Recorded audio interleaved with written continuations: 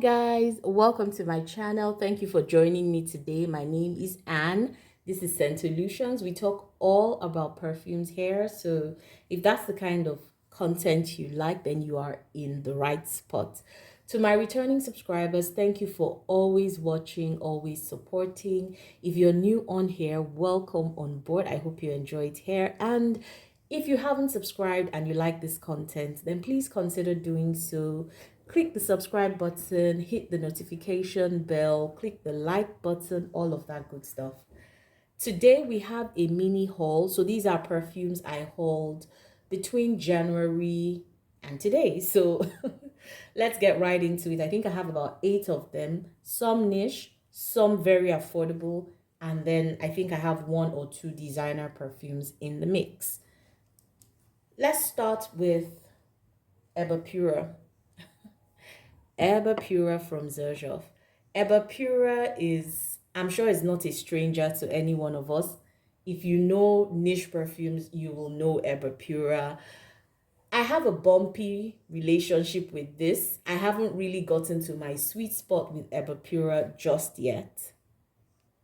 Because sometimes my MO is, I might not like a perfume first time, and then after a while I grew to like it. Now, Eber Pura I had smelled before some years back in the perfume store, and I was blown away. But when I got it, I don't know, something happened. Maybe my nose changed. Something must have happened. I found it, especially on my clothes, to be a little too gritty, a little too screechy, very scratchy. But on skin, it kind of performed differently though. But on my clothes, it didn't do too well at all. Anyway, so let's see how this progresses for me. Definitely a great performer in the sense that this is going to be on your clothes forever. So you have to commit to having it smell on your clothes for a very long time. You will get more than a day's wear on your clothes. Next up, I have this one from the House of Arte Olfato. I hope I'm pronouncing it correctly. This one is really pretty. I love the bottle, like it speaks luxury. And see how far I've gone in just under 2 months. So, it's a really beautiful one. This is citrus. There's some floral. There's amber, vanilla, musk. It's Baccarat Rouge with some citrus, to be honest. That's what this is. I'm not sure that's what they were going for, but that's what it turned out to be. Baccarat Rouge, but in a way that I can accommodate a lot more. Not quite as medicinal. It has a citrus side to it that keeps it fresh and very uplifting. It also lasts really long on clothes. On my skin, I can't remember the amount of time, but I know I got some good wear out of this. Smell this, you'll know you have something of good quality. I'm very impressed with this perfume. I'm wondering why I don't hear enough about it. I didn't even see enough reviews online. I'm not sure there was any review on Fragrantica for this one, but of course you'll see there that it's being compared to Baccarat Rouge 540. So that's Arte Olfato Carla del Sol. So if you have access to this, it'll be nice to get your nose on it. I find it to be really, really pretty, really underrated. And I'm not sure why nobody talks about this, but it's really beautiful. Imagine if Baccarat Rouge had a flanker. And so my third purchase, and that's also from the niche world, is Oud Bouquet by Lancome. It's from their private line. Guys, this one, interestingly, I didn't set out to buy this. I was actually shopping online and I came across a bottle, and it was like the 2015, either 2014 or 15 version. I believe that's the older formulation people keep talking about. I grabbed it, and guys, this is a lifer for me. I'm telling you, after just a few weeks of using this, I don't want to be without this. I'm telling you, this is the best take on a rose oud perfume that I have ever come across. It is great quality. I wish the opening scent kind of lasted through the duration, but if you're somebody who wants to get to know ouds, if you really want to delve into the world of ouds, maybe you've done some introductory ouds, or you want to take it to the next level, this would be it. It is beautiful, sweet, really decadent rose oud. I'm going to do a special review on this one because it deserves it. Beautiful perfume, beautiful performance. It's just great overall. Next up, we have one from the designer world. Okay, so that's Haute Couture by Givenchy. Now, let me tell you something about myself. I have a soft spot for retro type fragrances or fragrances with that retro vibe. And the reason is that my mom introduced me to perfumes.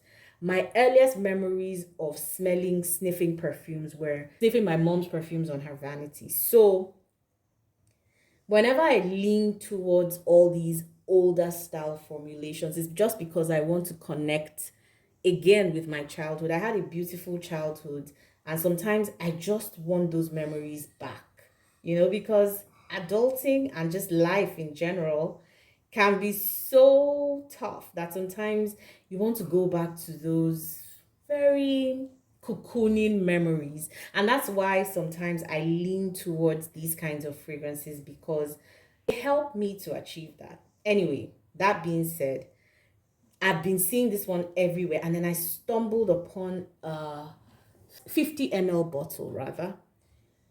Guys, this perfume will not be everybody's cup of tea. This is really spicy. That's what I got from the first spray. God, I could smell that spice. It has pepper.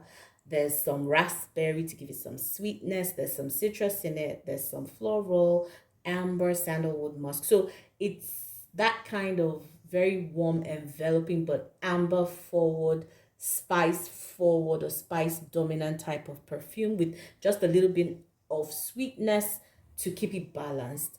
This one, like I said, not everybody's cup of tea, but if you want something elegant with a little bit of a playful side to it, Haute Couture will be it for you. I feel like this might be a slightly diluted formulation, if you ask me, because the way that people had described this in terms of how nuclear it was is not really what I experienced with this. And this is an original bottle. So I really don't know what it is. Maybe they have reformulated a bit, maybe. But either way, I like this scent. Nice, nice, nice. I'm going to talk about this when I talk about amber, because that's another thing I wanted to point out, that I am gravitating a lot towards amber-based perfumes in recent times. Next up, I have this one called, now I'm going to call it two things. I hear some people say St. Dupont and some people say Saint Dupont. I don't know what it is, but I'll call it St. Dupont for the purpose of this video. Now this one, this house, I've never really been able to ascertain what they are. I would say that they're like an affordable niche house, if you ask me. Yeah. I won't talk about price. The reason is that where I live, the prices are a bit different, because we have to import these things. So, when the perfumes come here, it's never really the same as if you were maybe in the US or Canada or Europe. The prices are not the same. So let me not delve into that at all. St. Dupont this is Royal Amber. Like I said, I'm gravitating a lot towards amber this year. Now, Royal Amber has a warm, inviting scent with notes of amber, vanilla, tonka bean. My only issue for now with this is the performance. It doesn't really last so long. So this is one that you kind of have to support with something heavier. It makes a fantastic layering base, and I like it. It has a little bit of oud in it as well. This is a cold weather fragrance. Like I can see myself wearing this on like a lazy Sunday at home, or maybe a casual night out with friends. So it's that kind of scent, but I like it. I like it. It might turn out to be a love for me. Okay, now I'm delving into my three very affordable ones from the Middle Eastern houses. They are actually all clones. So let's get into it. First off, I have Rich Santal, and this is from a house called Emer. It's part of the Paris Corner line. This one is supposed to be duping Santal 33, by Le Labo. So it has that warm spiciness to it. There's cardamom in here, there's a violet accord, there's iris and amber, so it's spicy. It's got some powderiness, there's some animalic touch to it. There's cedarwood in here. This one is one that honestly you can't, it's not a mass appealing or crowd pleasing type of scent at all. This is very unique. You know, if you like to stand out, if you like a unique fragrance, if you like Santal 33, then this is it, because they smell so much alike. Honestly, I'd say over 80% alike. But this is really spicy. Somebody said it smells like an old deck of cards. I've seen that. Someone else said it smelled like old books. I kind of get those references because this is very unusual. Like the spiciness with the iris and the woodiness and then the leather. It's not your quintessential fruity floral. So if you're a feminine person, you like feminine fragrances that lean more fruity, maybe floral, sweet, gourmand, this may not be for you. This is more unisex in terms of how it, translates, and it's it's an acquired taste. Acquired taste, but very similar to Le Labo. I'll talk about it in a more detailed video. Next up, we have one that has been taking the fragrance world by storm, and that is Bright Peach from Maison Alhambra. Now, this perfume is really nice. It's a nice take on peach. I actually really like this one. It smells very similar to Bitter Peach by Tom Ford, but the only difference is that this is not as effervescent. So it has that peach note, there's a green note. I believe there's patchouli in this fragrance. It does have a similar profile to Bitter Peach, but Bitter Peach feels a lot more fizzy. It feels a lot more effervescent. It feels a bit more candy yum yum like, This one feels more earthy in my opinion, but it's a very nice peach perfume. And this is coming from me who doesn't really like peach. So good one from Maison Alhambra. This one is Lovely Cherie, is also from Maison Alhambra and is their take on Lost Cherry. I reviewed this on my Affordable Fragrances channel, so I'll leave links just so you can see the detail. This one is a nice cherry.